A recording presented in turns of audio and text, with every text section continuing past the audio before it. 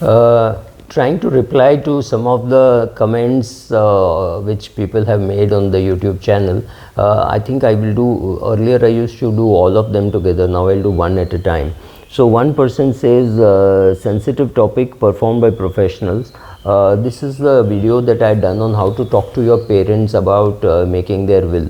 I think the best way is to say, look, my office is organizing something, I am making my will, even talking to your children, because the day to make a will is the day you buy a property, or if you have already bought a property, then it is today. So making a will is very important. That is why we have so many lakhs of cases pending in our courts. You know how what a headache it is to get your money out of the government, right? So please make your will. It is very important. There are a lot of people who can help you. How to talk to your parents? I think it's very simple. You say, my office is organizing something, I'm making my will, and they will say, why are you making? We have not yet made. So you can say, look, can I get a lawyer home, or can we go to a lawyer and make the will? So whatever it is, take responsibility. Don't evade it. Don't think, what will my father think? Last 40 years he has been managing his money, what will my mother think? Don't worry. Offer help. If they still don't take it, offer it more subtly, right? That's all. Thank you. One more thing is, when I was speaking about wealth creation and what shares to buy, somebody says you should also plan what to do with the profit in your lifetime. This is a very, very American or European way of thinking, that I have one lifetime in which I have to earn money, spend money and go away. Indians don't do it this way. Indians create wealth for the family. Remember the word HUF, Hindu Undivided Family. We are all here as trustees. We are creating wealth and we are going to put it in the Hindu Undivided Family. Our children are going to use it and they are again going to create wealth out of it, right? So they are also going to leave it behind. So somewhere it will be there. What it can do, you can do some business, you can do some charity. Understand, Tatas and Birlas wrote of 30,000 crores in the telecom business. This happened because somebody had created wealth over long periods of time, which helped the children to be able to use this money to write off. So don't have this stupid think like a Sanatani, think that you are going to create wealth for your family. Thank you. I had done a video saying where do millionaires invest their money, and somebody has asked, where do they invest? Do they invest in mutual fund, PMS, AIF? Well, I'll answer this. The names are today not very clear. So whatever, where do they invest? They invest in direct equity, yes, to start with, because if somebody in the family is already 60, 65, 70, 80 years of age, they would have started off with direct equity, because that time mutual funds were not available. Mutual funds, you have to remember, is largely a this century kind of a product. 2001, 2002 is when mutual funds started getting very popular.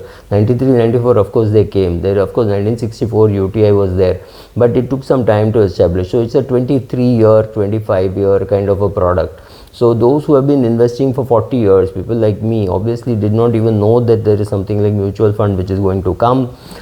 Initially, we were very skeptical. I think my investments in mutual funds started only in 99 or 2000, maybe 2002 is when I started doing training, and I realized that mutual fund, power of compounding, blah, blah, blah. And therefore, yes, it happened then. So it's a 20-year product. So somebody who has already invested earlier would be in direct equity. They would be in mutual funds, because you need a mutual fund to invest. If I want to invest in US debt, if I want to invest in China, if I want to invest in Taiwan, if I want to invest in Brazil, I have no choice but to go for a fund which goes and invests in all these places, right? So, so obviously that AIF, maybe some PMS, many of them have some PMS with 2-3 fund managers of 50 lakhs each or 5 crores each, whatever. I'm very skeptical about putting 50 lakhs in PMS unless you can pump it up to 1.5 crores. So all these kind of things. So where do they invest? They invest in all these places. They do private equity. They do all these kind of things. But largely their money is in equities, which would be direct equities or PMS, rather than in through mutual funds. So something like, out of their equity, something like 70-80% would be in direct equity, and the remaining money, some of it would be lying in mutual funds and PMS and AIF, etc. But yes, largely direct equity is where they would have all started, because these are all older people, older families with a lot of money that I am talking about. Thank you.